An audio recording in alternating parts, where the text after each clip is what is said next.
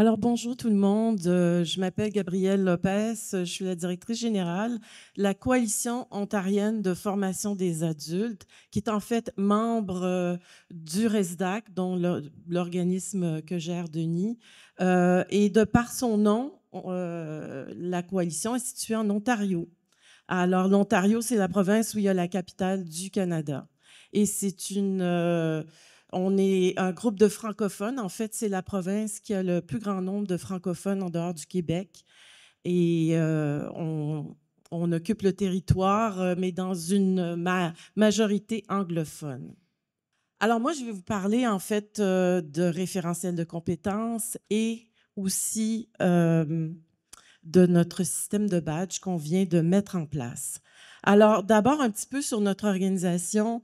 Nous, on est un organisme qui a pour rôle de promouvoir l'accès à la formation en français pour les adultes dans la province de l'Ontario. Puis notre mandat, essentiellement, c'est de représenter, guider et appuyer nos membres, donc représenter auprès des instances décisionnelles, de guider et d'appuyer en leur offrant de la formation professionnelle, des ressources andragogiques, tant pour les gestionnaires que pour les formateurs, formatrices du réseau.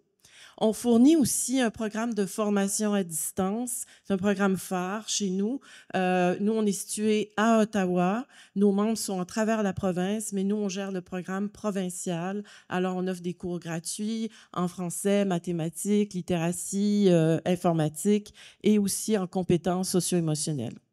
On crée avec nos membres des contextes qui favorisent la construction identitaire francophone, ce qui est important. Tout espace où on peut évoluer, échanger, apprendre en français, ben, ça nous sécurise dans notre culture et notre langue. Aussi, on a pour mandat de faire valoir la formation des adultes en français en Ontario. Donc, on a plusieurs campagnes de promotion à cet effet. Et puis, on contribue au développement des savoirs, bien sûr, dans le domaine. Alors, on a des projets de recherche-action et on participe à différents projets de recherche. Le réseau de la COFA, ben, c'est 25 membres qui offrent le programme de formation, en fait, le programme d'alphabétisation et de formation de base. Et ce sont des collèges communautaires, ce sont des conseils scolaires et ce sont des centres communautaires. Ensemble, on offre 41 sites en présentiel de formation, en plus de notre programme à distance. Si vous voulez en savoir plus sur comment ça se fait sur le territoire, l'alphabétisation et la formation de base, vous pouvez scanner le petit code QR. Ça vous donne accès à un document là, complet sur comment on fait les choses chez nous. Alors, le référentiel de compétences. Alors, pourquoi un référentiel de compétences? Parce que il n'y a rien qui existe comme ça au Canada français. Je pense même pas au Canada anglais. Et parce que notre secteur d'activité est souvent sous-financé, sous-estimé. Aussi, c'est une tradition au Canada, l'alphabétisation, de former des gens, mais par de biais de bénévoles. Alors, les gens pensent encore qu'aujourd'hui, nos formateurs sont des bénévoles et qui s'improvisent au bout sur le coin d'une table comme ça. Alors, c'est pas le cas. Et puis, on voulait le démontrer effectivement que c'est pas le cas. Donc, on a créé un référentiel de compétences qui est spécialisé pour le domaine. Et ce référentiel a été constitué par et pour des praticiens et praticiennes dans le domaine. Et ils ont été encadrés par un andragogue dans la démarche. Puis, on voulait un référentiel aussi pour permettre de capter les compétences qui ont été acquises par ces personnes dans d'autres contextes et dans des contextes aussi d'apprentissage non formels et informels, et pas juste les contextes formels. Parce qu'on a des gens qui viennent du secteur de l'éducation, des services sociaux, de toutes sortes de domaines où il y a eu de la formation. Donc, ils se recyclent et on travaille avec des personnes qui ont plusieurs barrières à l'apprentissage. Donc, c'est important pour nous de capter ces compétences particulières qui souvent se développent sur le temps. Alors voilà, puis on voulait offrir des outils, surtout aux gestionnaires, pour faciliter le recrutement de personnel, pour faciliter le développement des ressources humaines et puis pour valoriser les personnes et la profession. Et donc, on poursuit notre mandat de professionnaliser le réseau et aussi de le dynamiser parce qu'on veut un réseau apprenant. Parce que l'apprentissage, pour tout au long de la vie, ce n'est pas que pour les apprenants. C'est aussi pour les praticiens. Alors, le référentiel, bon, comme je disais, ça a été conçu par les praticiennes et praticiens. On a utilisé la taxonomie de Bloom. Alors, on est allé selon différents rôles. Il y a le rôle de gestionnaire, le rôle de formateur, de concepteur de cours, de soutien à l'administration ou à la technologie. Et on a un tronc commun qui est le développement professionnel. Alors, comme vous voyez ici, on commence avec le rôle de gestion, on a la fonction, gouvernance et reddition de comptes, on a la compétence, l'appui au conseil d'administration, et puis aussi, on a les tâches selon les niveaux de complexité, de simple à avancé. Puis à chacune des tâches sont associées des activités qui nous permettent, des activités types, qui nous permettent éventuellement de reconnaître l'acquisition de la compétence si les gens ont accompli ce type d'activité. Ce n'est pas une liste exhaustive. Le référentiel, c'est un document qui est vivant. On a un comité de praticiens, praticiennes qui voit le mettre à jour. Et cette liste va s'agrandir au fur et à mesure que les gens qui souhaitent avoir un badge pour une petite compétence vont nous envoyer ce qu'ils pensent qui est une activité type pour eux, qui démontre qu'ils ont la compétence. Encore une fois, un code QR, si vous voulez aller voir un peu ce que ça a l'air. Le référentiel est en français et en anglais aussi. Alors voilà. Et puis à ça, on a rattaché la suite logique pour nous, les badges. Comment rendre visibles ces compétences? Alors, on a développé les badges en lien avec les compétences. Ça, ici, on a un petit vidéo, code QR, pour accéder au petit vidéo qui explique un peu les badges. Je ne vous le présente pas, question de limite de temps, mais aussi, ça part de ce qu'est un badge et tout ça, puis je pense que vous connaissez bien la chose. Notre processus de validation. Alors, comme je dis, c'est nouveau. On a lancé le travail avec les badges en février dernier. Alors, on a pu déjà fournir la badge de développement professionnel. Et puis, par la suite, cet été, on a sorti 2 autres rôles avec leur badge. Et puis là, on vient d'en sortir les 2 derniers cet automne. Alors, les gens, comment ça fonctionne? Ben, c'est de l'auto-reconnaissance. Donc, on s'auto-reconnaît, on se dit, bon, moi, je veux un badge pour telle compétence, je crois que je m'inscris dans tel niveau de complexité. Je soumets des évidences que je vais, là, suite à des discussions avec Serge, je vais sûrement changer le terme pour parler de documentation. Et puis, même, bon, ensuite, tout ça, ça vient chez nous à la COFA. On évalue, mais encore là, je vais peut-être changer le terme. On regarde le dossier, on s'assure qu'il y a tout ce qu'il faut. Et on demande aux gens, lorsqu'ils soumettent leur badge, de nous soumettre une personne à titre de référence à qui on va envoyer un petit courriel pour dire telle personne a soumis telle demande pour telle compétence. Est-ce que vous pouvez attester qu'effectivement, elle a accompli ses tâches et qu'elle possède cette compétence? Et à partir de là, le badge est donné.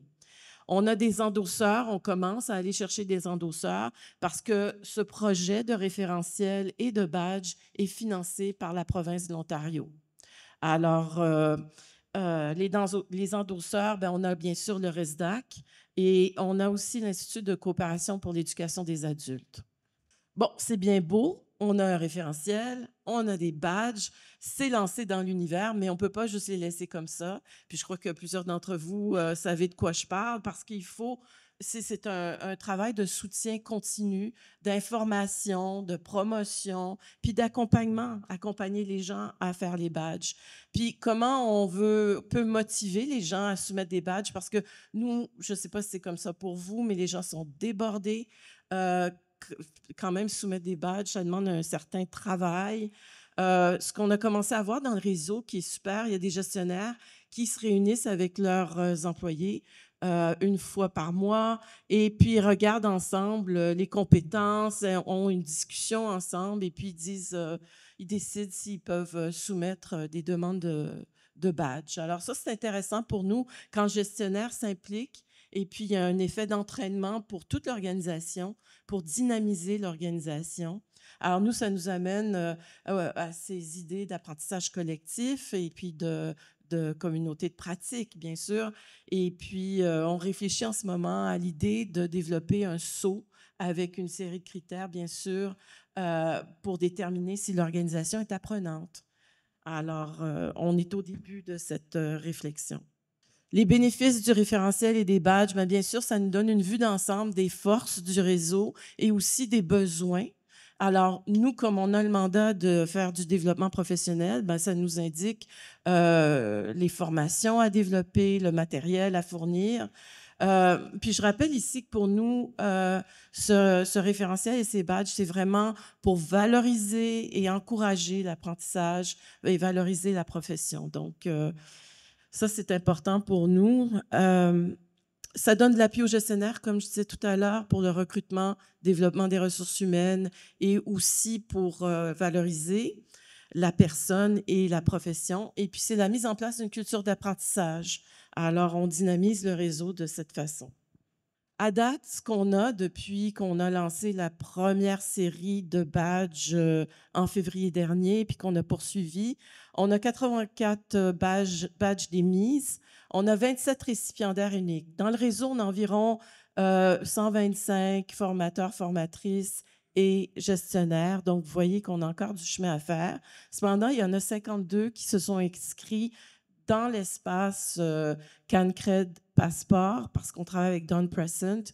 Alors, les gens se sont quand même inscrits à notre petite communauté et on a espoir qu'éventuellement, plus de gens vont s'inscrire au badge. Mais comme je disais tout à l'heure, on fait périodiquement des séances d'information, des opportunités, d'offrir des occasions aussi pour accompagner les gens dans la rédaction de leurs demandes. Les top 3 badges pour le moment, c'est l'intégration informatique, l'efficacité professionnelle et puis la confidentialité des données. Prochaines étapes pour nous, bien sûr, c'est de badger les apprenants, mais c'est aussi de permettre à nos centres de se faire des badges pour leurs cours, les cours qu'ils donnent. Alors, on a quand même 25 organismes membres. Chacun a des cours qui varient, qui ne sont pas nécessairement les mêmes. Donc, il va falloir penser à l'interopérationnalité de tout ça. Alors, on a plein de belles réflexions en vue. Et puis ici, vous avez accès à une revue. On produit 2 fois par année la revue Perfectio sur différents thèmes. Et à l'automne 23, on en a fait un sur la reconnaissance. Et donc, on parle de différents cadres de compétences au Canada. Et on parle aussi de compétences socio-émotionnelles, comment les développer, comment les évaluer. Alors, j'ai ici quelques copies aussi, papier, si ça intéresse des gens. Puis c'est bilingue, on l'a en français et en anglais. Alors voilà, ça complète ma présentation. Merci.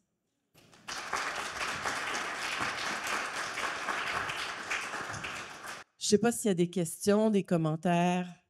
Oui, j'ai une question que j'ai déjà posée ce matin dans un autre atelier. On avait un partage d'expérience justement sur le déploiement des badges.